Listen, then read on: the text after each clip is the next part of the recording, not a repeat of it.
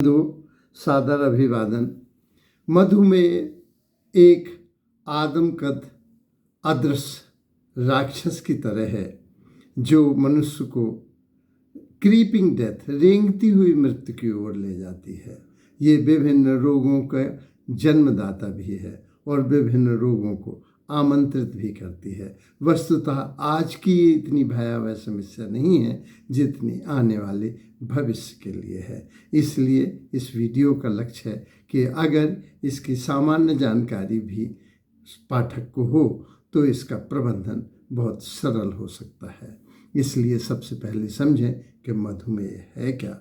मधुमेह में सामान्य रूप से ग्लूकोज रक्त में पाया जाता है और ये ग्लूकोज हमारी कोशिकाओं को, हमारी मांसपेशियों को बल देता है और जब यह भोजन पहुंचता है तो वह ग्लूकोज में बदलता है। लेकिन जब भोजन में ज़्यादा मात्रा में कार्बोहाइड्रेट अथवा शुगर पहुंचती है तो फिर ये रक्त शर्करा में बदल जाता है। तो रक्त में शुगर की मात्रा ग्लूकोज की जगह जब पाई जाने लगती है तो इसे ग्लूकोज, इसी को मधुमेह कहा जाता है। हम जानते हैं कि मधुमेह में टाइप 1 और टाइप 2 दो तरह की डिसीज होती हैं। टाइप 1 वस्तुतः वंशानुगत है। इसमें इंसुलिन वस्तुतः अग्नाशय में बनता ही नहीं और टाइप 2 जो डायबिटीज़ है वह लाइफ स्टाइल से संबंधित है, यानी व्यक्ति द्वारा क्रिएटेड है और दोनों ही यह भयावह हैं। इसलिए इनका प्रबंधन सरल करने के लिए ही यह वीडियो डाला जा रहा है। ये देखें कि रक्त में जो ग्लूकोज बनता है जब हम भोजन लेते हैं तो जो आमाशय और रीढ़ की हड्डी के बीच में एक छोटी सी ग्रंथि होती है जिसे अग्नाशय या पैंक्रियास कहा जाता है, उससे स्रावित होने वाले द्रव को इंसुलिन कहा जाता है। इंसुलिन का कार्य है कि भोजन को ग्लूकोज में बदले और जो कार्बोहाइड्रेट गया है या शुगर गई है उसको ग्लूकोज में बदल ले। लेकिन जब टाइप 1 होती है तो इंसुलिन बनना बंद हो जाता है। टाइप 2 में यह अपर्याप्त रूप से बनता है, कम बनता है, जिसकी वजह से रक्त में शर्करा की मात्रा बढ़ जाती है।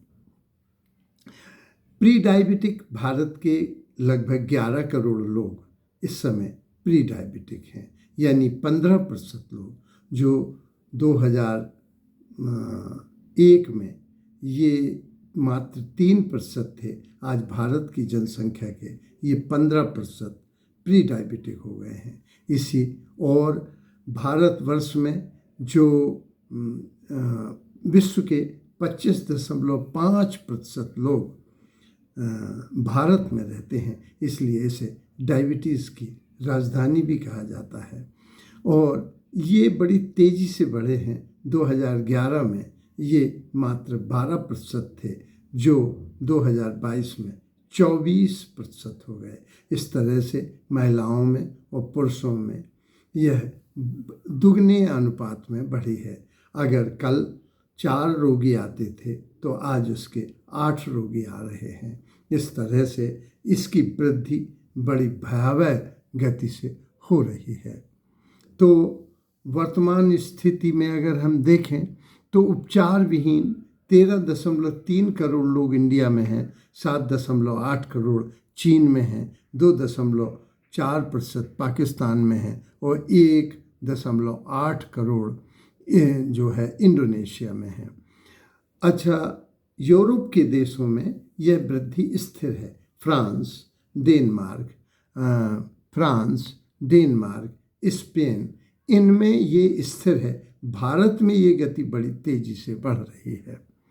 जो 3% थे वे 24% हो गए, इसलिए ये चिंता का विषय है। अगर बिना दवाइयों के किसी को ठीक होना हो तो इसके लिए सबसे पहला है कि वो अपना वजन कम करे, समुचित व्यायाम करे, भोजन सिलेक्टेड करे, इस तरह से हम कह सकते हैं यू कैन प्रिवेंट और डिले डायबिटीज़ को आप डिले भी कर सकते हैं और प्रिवेंट भी कर सकते हैं।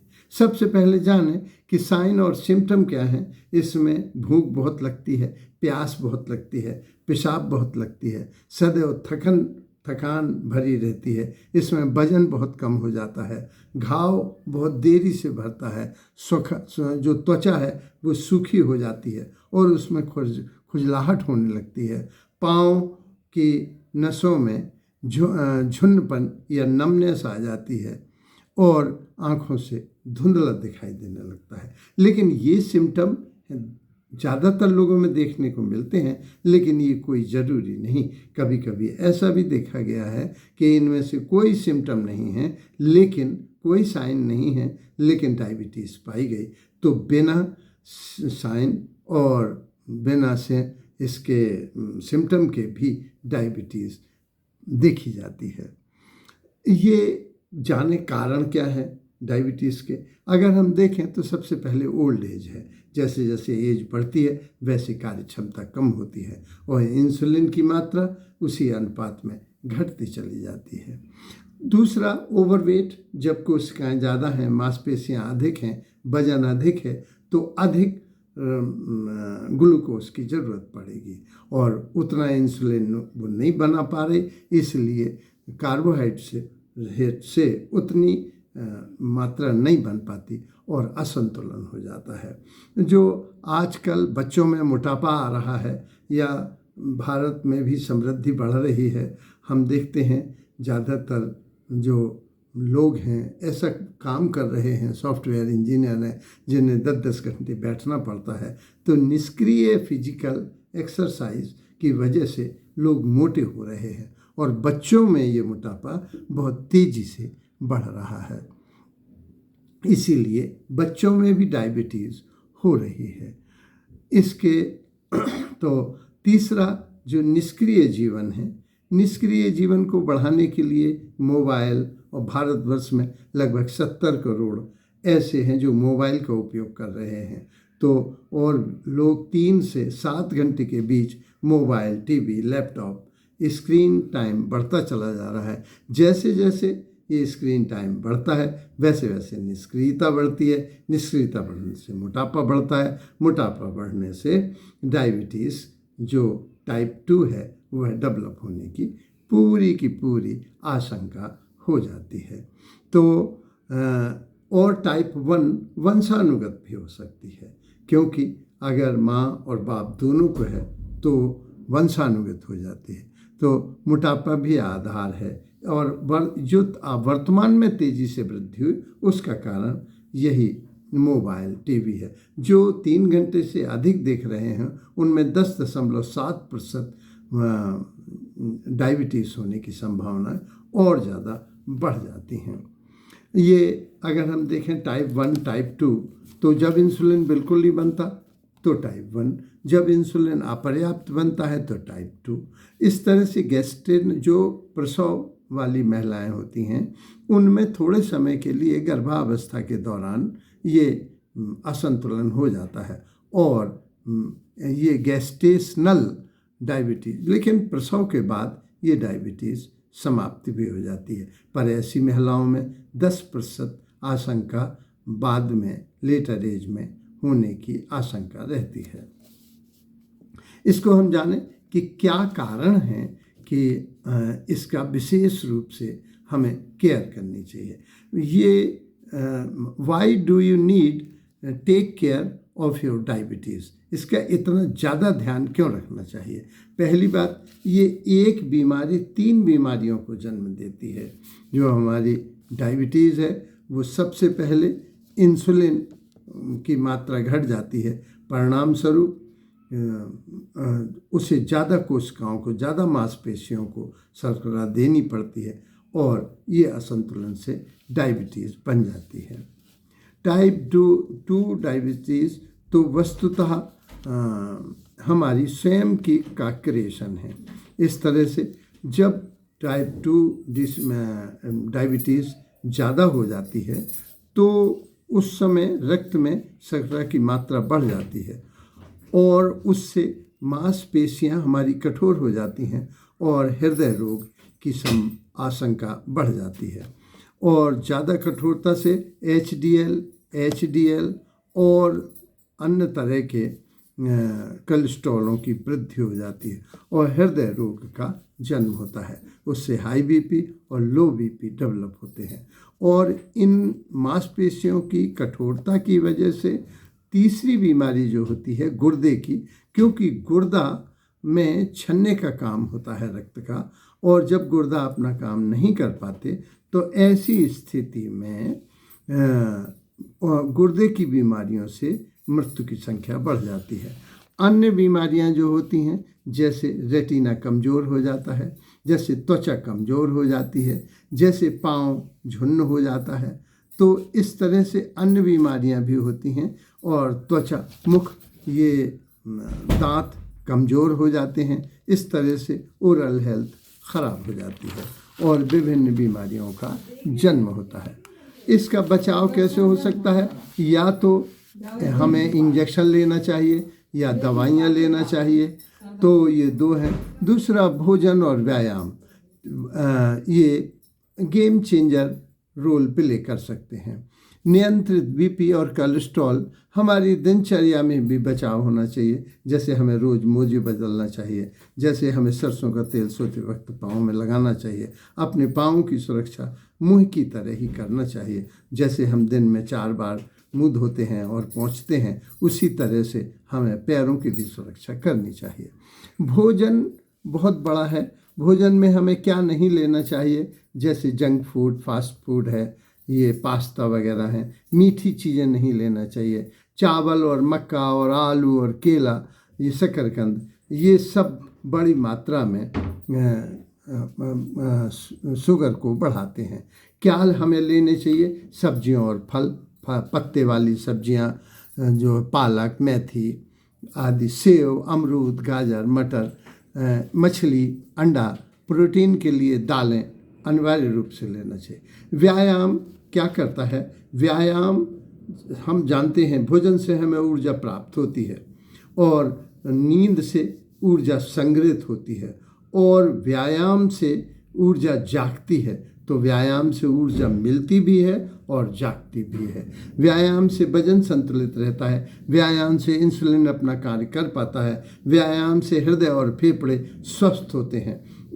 इसलिए हमें 30 से 60 मिनट के बीच शारीरिक श्रम जरूर करना चाहिए, चाहे वो घूमना फिरना हो सुबह शाम का, या प्राणायाम, आसन और व्यायाम हो। हमको शारीरिक क्रियाएं 2 घंटे तो करना ही चाहिए। हमारी दिनचर्या बड़ी व्यवस्थित होना चाहिए और चयनित भोजन हमें लेना चाहिए। कभी भी हमें मीठे पेय नहीं लेना चाहिए, जंक फूड नहीं लेना चाहिए और हमें लक्षणों की अनदेखी नहीं करना चाहिए। इस तरह से हम जानते हैं कि लक्षणों की अनदेखी करने का परिणाम ही भारतवर्ष में 13.7 करोड़ लोग ऐसे हैं जिन्हें उपचार नहीं मिलता और 42% ऐसे लोग हैं जो उच्च संक्रमण से प्रभावित हैं। ग्लूकोज कम होने पर क्या होता है? दवा ज़्यादा ले ली गई है, इस कारण से भी हो जाता है। भोजन दोपहर या नाश्ता में नहीं लिया गया है, इससे भी हो जाता है। व्यायाम ज़्यादा हो गया है या अल्कोहल ज़्यादा हो गया है, इससे ग्लूकोज कम हो जाता है। ग्लूकोज कम होने के लक्षण क्या हैं, ये जाने, उपाय क्या है और बचाव क्या है। इसमें आदमी को भूख लगती है, आलस लगता है, भ्रम होता है, पसीना आता है, कमजोरी महसूस होती है, उसके मूड में परिवर्तन होता है, सिर दर्द होता है। और इसका उपाय क्या है? फलों का जूस लेना चाहिए, शरबत लेना चाहिए, चॉकलेट और सोडा हमें अपने पास रखना चाहिए, ग्लूकोज टैबलेट लेना चाहिए, 1 कप दूध ले लेना चाहिए। इसके बचाव का क्या है? हमें रोज़ अपना ग्लूकोज लेवल चेक करना चाहिए, नियमित व्यायाम करना चाहिए, नियमित दवाइयाँ और इंजेक्शन लेना चाहिए। हमें साथियों को, सहयात्रियों को, सहकर्मियों को बता देना चाहिए कि यदि मेरी शुगर लेवल कम होती है तो ये चीज़ें दे दें। इसमें तो हम जानें कि डायबिटीज़ क्या है। डायबिटीज़ इंसुलिन का ना बनना है अथवा कम बनना है। टाइप 1 और टाइप 2 डिसीज इसी तरह से हैं। तीसरा जो गर्भावस्था में है वो तो अस्थायी है, उसमें घबराने की ज़रूरत नहीं है। इस तरह से सर्वोत्तम उपाय ये है कि ग्लूकोज ही बना रहे, वो शक्कर में कन्वर्टेड ना हो। हमारे यहाँ के ज़्यादातर लोग तब अस्पताल जाते हैं, लोगों ने बताया 50% ऐसे लोग होते हैं जो डायबिटिक की जब उच्च सीमा में घिर गए, जब उनके बाथरूम पेशाब में चींटे लग गए। पेशाब में चींटे तो उस समय लगेंगे जब शर्करा जो है वो रक्त में अधिक हो जाएगी, तो उस समय तो अधिकता की वजह से फिर उनका इलाज नहीं हो पाता और उसका परिणाम कभी आंखें कमज़ोर हो जाती हैं, कभी दांत कमज़ोर हो जाते हैं, कभी त्वचा कमज़ोर हो जाती है, कभी गैंग्रीन हो जाता है और हमें अपने अंग कटाने भी पड़ते हैं। इसलिए इससे निरंतर व्यायाम, हमें निरंतर विश्राम, सिलेक्टेड भोजन आदि की ओर ध्यान देना चाहिए। धन्यवाद।